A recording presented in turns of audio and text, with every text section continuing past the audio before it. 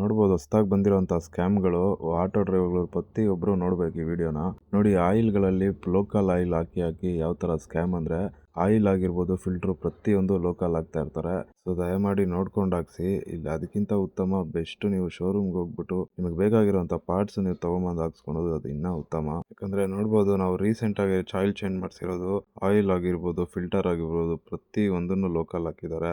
ಈ ಇದರಲ್ಲಿ 5,000 ಓಡುವಂಥ ಒಂದು ಆಯಿಲು, 3,000 4,000 ಓಡುವಂಥ ಆಯಿಲು ಬರೀ 1,000ಕ್ಕೇನೆ ಆಯಿಲ್ ಎಕ್ಸ್ಪೈರ್ ಆಗುತ್ತೆ. ಸೊ ಪ್ರತಿಯೊಂದು ಈ ಸ್ಕ್ಯಾಮ್ಗಳನ್ನ ಬಗ್ಗೆ ನೋಡ್ಕೊಳ್ಳಿ, ದಯಮಾಡಿ ನೋಡ್ಕೊಂಡು ಹಾಕ್ಸಿ ಅಂತ ಹೇಳ್ತೀನಿ. ಅಲ್ಲಿಂದ ಸೀದಾ ನಾವು ಹೋಗಿದ್ದೇನೆ ಕಾರ್ ಪರ್ಚೇಸ್ ಮಾಡಬೇಕು ಫ್ರೆಂಡ್ಗೆ ಅಂತ. ಸೆಲ್ಲರ್ ಹತ್ರ ಹೋಗ್ತೀವಿ, ಏನು ಕಲೆಕ್ಷನ್ ಇಕ್ಕಿದ್ದಾರೆ ಅಂತೀರ ಗಾಡಿದು.